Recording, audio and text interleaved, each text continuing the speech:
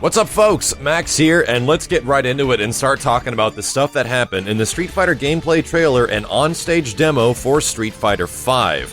The big thing that's on everyone's mind and what a lot of people are talking about is the potential element of a parry or a just defend, and there's some pretty conclusive evidence regarding this stuff.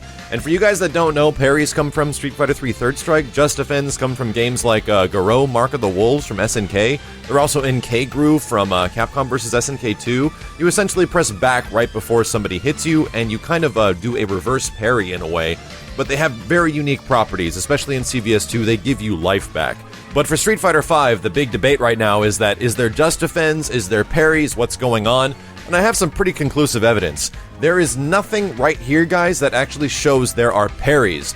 But based off some footage, there's some very interesting shots that could probably tell the audience otherwise, which is what we saw when we saw it live. However, I went back through this entire thing. I scrubbed every single piece of footage of Chun-Li or Ryu blocking attacks, and I've kind of come to the conclusion that based off the live-action match footage and the extended gameplay trailer that there is no evidence of just defends or parries or anything unique to like this blocking animation at all.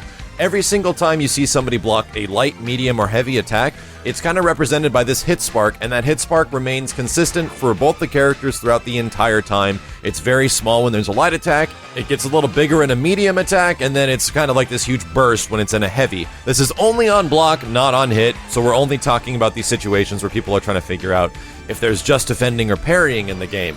I'm pretty sure we're only looking at regular blocks. The stuff that would convince you otherwise, and for some reason, the trailer definitely leads you to think that what just happened, what did my eyes just see, is the sequence where Ryu jumps in on Chun-Li, which is just a regular block, and then he appears to do a close-range standing roundhouse into a sweep, and each time, Chun-Li in a way rejects the attack. If we go back and look at the match gameplay footage, we can see these attacks actually happen in full, where Ryu does a close-range standing roundhouse and a sweep, and he does do the entire motion. It goes through, but for some reason when it's close to Chun-Li, it stops, which gives the impression of something like maybe a just defend or a parry, which is what everyone's talking about. But I'm pretty sure it's just a unique block animation. The more interesting thing, and the reason why a lot of people would think this, is that there's a sound effect. There's like, you know, when you do a just defend, when you do a parry, you get a very unique sound, and something does happen when they do that in this trailer. Oh, that was kind of safe.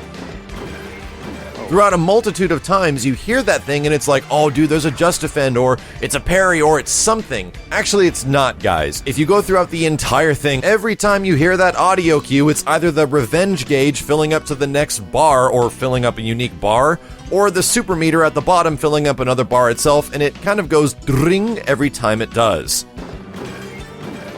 And it would make sense that that sound effect goes off when the character's blocking, because you're either getting meter for attacking the opponent and then blocking your attacks, or you're blocking their attacks and getting a little bit of meter as well. Kind of in conclusion, I don't think there's any evidence right now that just defends are in this game, or parries at all. The only thing that makes me really curious is, why would you show that specifically off in a trailer? I think they might be trying to show off some unique animations they have, some ideas that if you kind of counter these big close-range attacks, these big hurdling attacks, and you block them, similar to kind of like Tekken and Virtua Fighter, they reel back, they don't complete the attack, they don't finish the animation, and you hit the ending frames of animation. The attacks are indeed repelled, which you see in a lot of Namco 3D games when you kind of block attacks, so it's another additional animation quirk I think that they're trying to add to the game. But the only thing that's slightly confusing is that we do see Ryu block a multitude of heavy attacks from Chun-Li, and every time that happens, for some reason, Chun-Li never does the repel thing, where everything just kind of goes through normally as you would expect it to, but for some reason Ryu's close-range roundhouse and crouching roundhouse have these interesting kind of animations in the end. Again, I don't think just defends or parries are in the game. I think it'd be amazing if something like that was introduced, but there's really no evidence of it right now. However, we did get confirmation and some new information about all the stuff we were talking about from the previous mechanics that we discussed, and there's a lot of confirmation of what they do and kind of how you activate them within all this new gameplay footage. As you guys remember from the previous video, Ryu activates his element mode and gets electricity and modified abilities as a result of it. And And a lot of folks, including myself, were assuming that Guard Crush is a new mechanic in the game. I don't believe so, because the only time you ever see it happen in all of this footage is when Ryu is throwing fireballs. After the activation, he kind of throws out those fireballs and he gets a crumple state in a way, allowing you to follow up for a combo. That's extremely powerful, but it makes sense that it's powerful because it takes all of your super gauge. That's right, the super gauge, which is used for those ink attacks, the EXs is what they are now. EXs are now completely represented by ink effects, which is what we discussed in the previous footage. And instead of using those EXs, you get these unique, special activated versions of these moves, which is kind of like the stuff we were talking about before. Chun-Li gets a double of almost every single one of her specials, and Ryu gets like this super buffed out version where even if you block it, you kind of get totally horked. And again, I don't think Guard Crush is a universal ability in this game. I think it might only be something for Ryu because take a look at what we're actually looking at. It's the user interface for the game. It's going to give us all the information on what's going on with the characters. Of course, it's not finished yet, but it has to present what's going on in some way.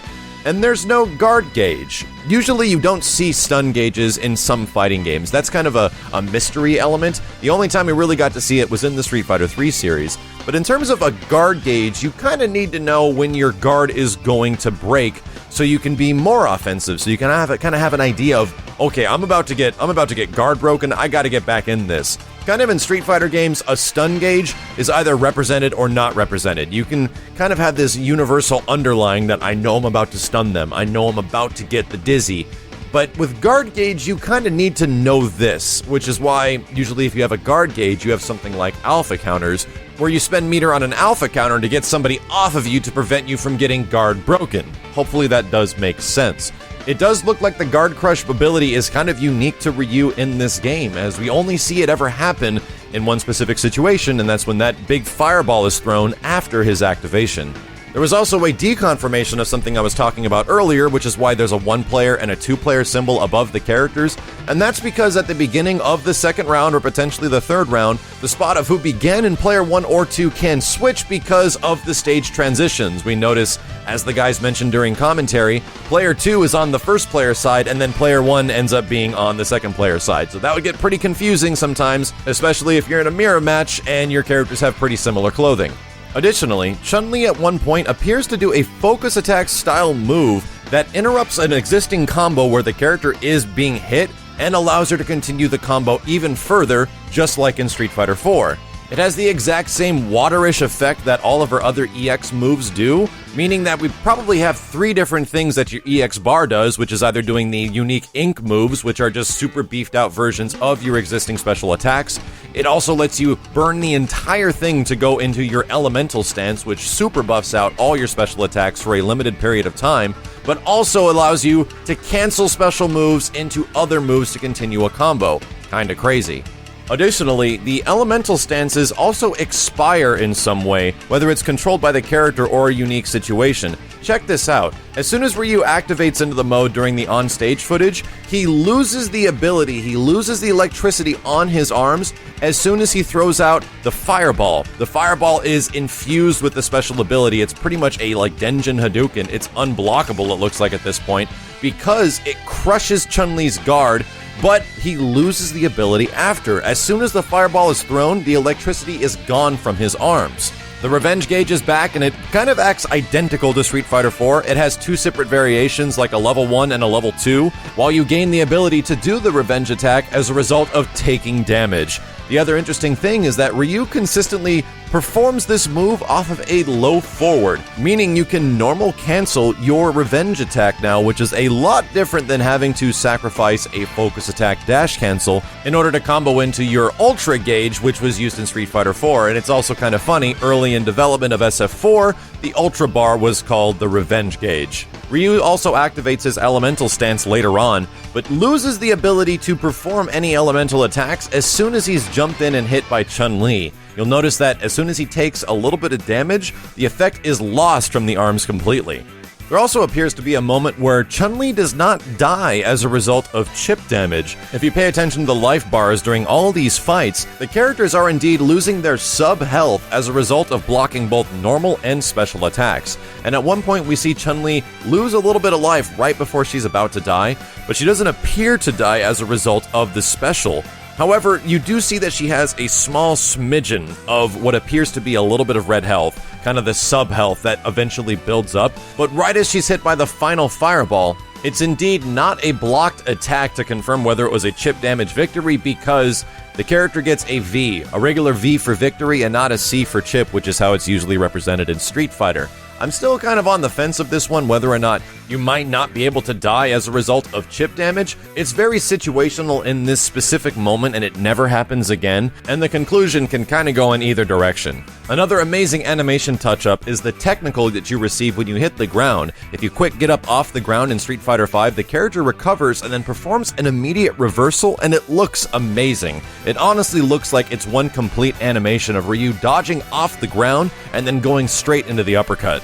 We also see that during a later activation of Chun-Li's water element, that it lasts for quite a long time. It's pretty obvious with the effect of the glowing bracelets that she is indeed superpowered by this ability, and it's giving her double attacks. But even during certain points when Ryu is furiously attacking her and she is taking damage, she doesn't lose the effect like Ryu does as soon as he takes damage.